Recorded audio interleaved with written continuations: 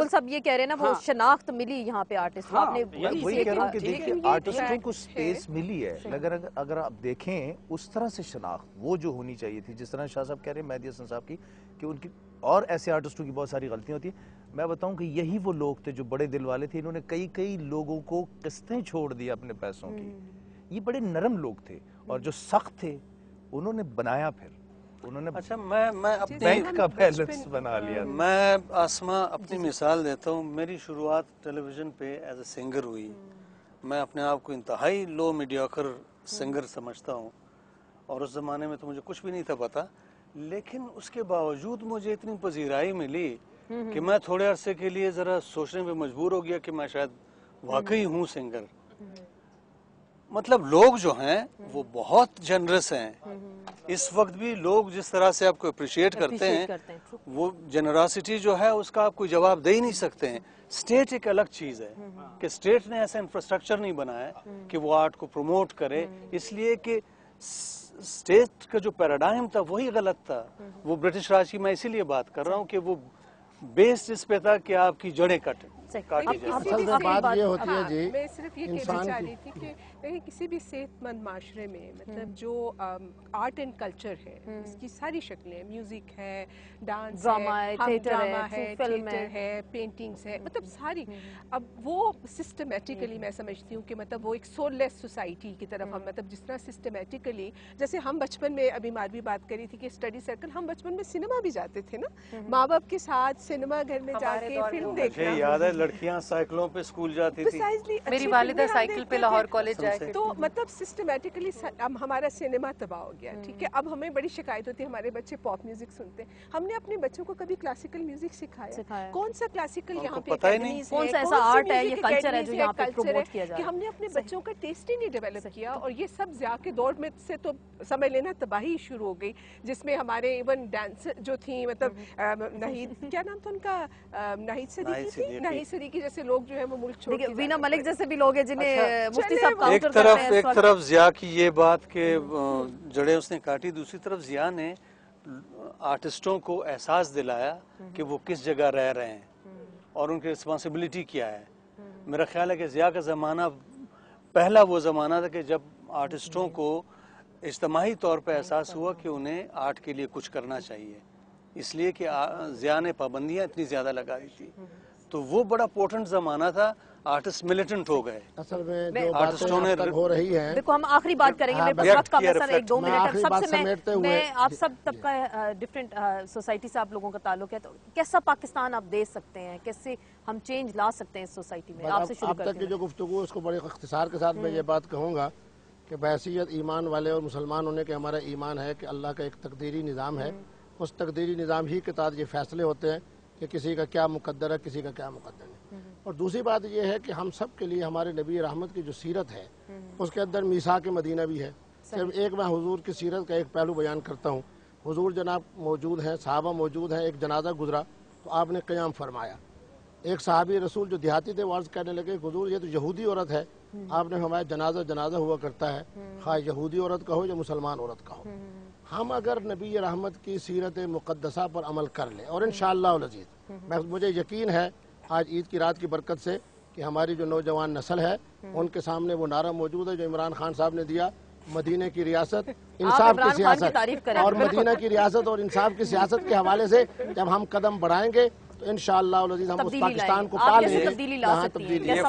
Forum کو آئے Jack کے بالکل وہ اپنے کہ ہم چاہتے ہیں کہ جہاں سماجی انصاف ہو ایسا معاشرہ ہمیں چاہیے، اور سماجی انصاف وہی لوگ لا سکتے ہیں جن کی وہ سب سے بڑی ضرورت ہے، جو پاکستان کے اندر جو دولت پیدا کرنے والے جو لوگ ہیں، جو محنت کش ہے. جب وہ آئے گا اقتدار کے ایوانوں میں پہنچے گا تو تبدیلی آپ کیسے لا سکتے ہیں؟ تبدیلی کیسا پاکستان دے سکتے ہیں آپ؟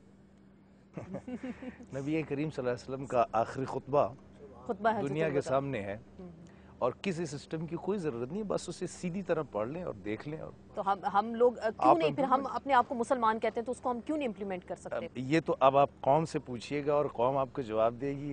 ہم اپنی قوم کی نمائندگی کر رہے ہیں, آپ نمائندگی کر رہے ہیں اس وقت. یہ نہ کہیں قوم کہیں ابھی ٹی وی سے نکل کے یہ نہ کہہ دے کہ یہ نہیں وہ دوسرا بندہ ہے. نہیں, لوگ آپ کو پسند کرتے ہیں کیونکہ آپ اس کمیونٹی سے تعلق رکھتے ہیں نا, کہ جب آپ لوگ بولیں گے تو لوگوں کے دلوں میں وہ آپ کی بات جو ہے وہ ایک اثر رکھے گی. لوگوں کو چاہیے کہ اس طرف توجہ دیں, اور یہ ضروری چیزیں ہیں. انشاءاللہ مجھے امید ہے کہ لوگ توجہ دیں گے, میری بات کی طرف نہیں, یہ سارے سسٹم کی طرف جو میں کہہ رہا ہوں. ماروی, آپ کیسے تبدیلی لا سکتی ہیں, کیسا پاکستان آپ دے سکتی ہیں؟ دیکھیں, میرا اگر جو 90 دن کا نسخہ عمران خان کے پاس ہے میرے پاس ہو تو میں اس ملک کے اندر سے ریاست اور مذہب کو بالکل الگ کر دوں. میرا تو دل چاہتا ہے کہ یہاں پر, کیونکہ جو یہ فلاحی اسلامی ریاست کا ذکر کرے وہاں پر تو غیر مسلم دھمی ہوتے ہیں, تو ہم تو ایک برابری اور انصاف کی بنیاد پر جو معاشرہ ہو, جہاں پر میرے ساتھ نہ مذہب کی بنیاد پہ کوئی تفاوت برتا جائے, نہ میرے عورت ہونے کی بنیاد پر, نہ میرے کسی لنگوسٹک یا ایتھنک کمیونٹی ہونے کی بنیاد پر مجھے ایک برابر کا ملے. اور خاص طور پہ جمال شاہ صاحب نے جو بات کی, کیونکہ شاید یہ آپ کے بہت کم دیکھنے والوں کو معلوم ہوگا کہ میں ایک تھیٹر ایکٹر بھی ہوں, چونکہ میں تھیٹر میں کام کرتی ہوں تو اس لیے میرے چہرے سے لوگ واقف نہیں ہوں گے, اور وہ بھی آلٹرنیٹیو تھیٹر جو بہت ہی خاص طبقہ دیکھتا ہے. تو میرا دل, کیونکہ اور میں پنجاب سے تعلق رکھتی ہوں, تو کس زمانے میں پنجاب کے تھیٹر میں بھی اور پنجاب کی اس میں بھی جو ایک ہمارا جو کلچر تھا, جو پختون معاشرے میں ہی نہیں قتل کیا گیا, وہ ہمارے ہاں بھی قتل کیا گیا. حالانکہ یہ ایک بڑی ایجوکیٹڈ سوسائٹی کہا جاتا ہے کہ اس میں تعلیم کی بھی فراوانی ہے, ریسورسز بھی ہیں اور ماڈرنائزیشن بھی ہے, مگر گدھا مجھے نظر نہیں آتا. جب گاؤں کی چوپال میں بیٹھ کر ہیر پڑھی جاتی تھی, اب وہ نہیں پڑھی جاتی ہے. تو جو کلچر کا ایک بیڑا غرق ہوا ہے, میرا تو دل چاہے گا آج جیسے لاہور ایک آج محترمہ کی علم میں اضافہ کر دوں, دماؤہم کا دمائنا اموالہم کا اموالنا.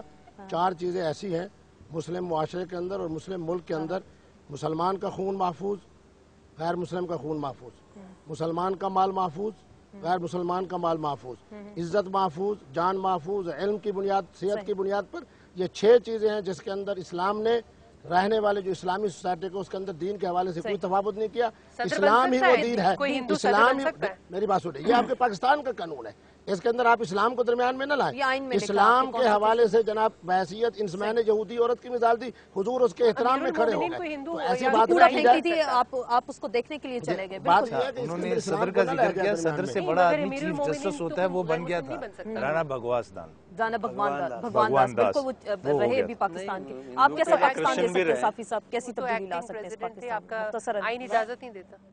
میں تو یہ کہتا ہوں کہ دیکھیں, اس پاکستان میں رہنے والا ہر فرد, خواہ وہ کسی بھی علاقے اور کسی بھی قومیت کا ہے, وہ پاکستان کو ہی اپنا پہلی اور آخری منزل سمجھے, اور دوسروں کے اصلاح کی کوشش کی بجائے ہر بندہ اپنی اپنی اصلاح, ہر ادارہ اپنی اصلاح پہ توجہ مرکوز کرے, اپنے حصے کا کوئی دیا جو جلا سکتا ہے وہ اس کو جلانے کی کوشش کرے. شاید یہی پاکستان کی بہتری کا راستہ ہے. اور تیسرا یہ کہ یہ جو بعض لوگ ہیں پاکستان کو گالی دینے اور اس سے الگ ہونے کی بجائے زیادہ سے زیادہ پاکستان کو اپنے ہاتھ میں لینے اور پاکستان کے اندر گھسنے کی کوشش کرے, تاکہ اپنی مرضی کے مطابق جو جس طرح کرنا چاہتے ہیں پاکستان کو اس طرف موڑ دیں. آپ کیسا پاکستان؟ میں سمجھتا ہوں کہ ہمارا سب سے بڑا ذخیرہ یا ریسورس جو ہے وہ یوتھ ہے, جو 65% آف دا پاپولیشن ہے. اس پہ توجہ دی جائے, اور جو اہل علم لوگ ہیں جو ذرا ایکٹیو لائف گزارنا چاہتے ہیں, اپنے گرد و پیش کو ٹھیک کرنا چاہتے ہیں, ان کو نیٹ ورکنگ کرنی چاہیے, یوتھ کو امپاورمنٹ کی طرف لے جانا چاہیے, ایجوکیٹ کرنا چاہیے, انگیج کرنا چاہیے, کیونکہ آنے والا وقت ان کا ہے. اور جتنا یوتھ اویئر ہوگا, جتنا وہ وائز ہوگا, جتنے وائز ڈیسیجنز وہ لے گا, اتنا ہی پاکستان بہتر بنے گا. پاکستان ترقی کرے. بہت بہت شکریہ قوی صاحب, آپ کا شکریہ. فرزانہ باری صاحب, عجب گل صاحب, آپ کا شکریہ. سر آپ کا شکریہ. صافی صاحب, ماروی, آپ کا بہت بہت شکریہ. ایک پاکستان کے حوالے سے ہم نے بات کی, اوور آل معاشرے کا ہم نے ذکر کیا, کیسا پاکستان دیکھ سکتے ہیں, کیسا پاکستان ہم بنا سکتے ہیں, اور جو ہمارے معزز مہمان تھے سب نے اپنی اپنی ماہرانہ رائے دی, اور سب کا یہی کہنا تھا انصاف اور برابری اس معاشرے میں ہو جائے, تعصب سے پاک پاکستان ہو, منافقت سے پاک پاکستان ہو, یوتھ کو ہم آگے لے کر آئیں, دیے سے دیا جلائیں تو شاید ہم آگے جا سکتے ہیں. اور عجب گل صاحب کی بات مجھے بہت اٹریکٹ کی, نبی کریم صلی اللہ علیہ وسلم کا آخری جو خطبہ ہے حجۃ الوداع, اگر اس پہ بھی ہم عمل درآمد کر رہے ہیں معاشرے میں تو شاید ہم ایک بہت اچھے پاکستان کی بنیاد رکھ سکتے ہیں. اس کے ساتھ ہی ٹارگٹ پوائنٹ سے آسما چودھری کو اجازت دیجیے, کل پھر ملاقات ہوگی. اللہ حافظ.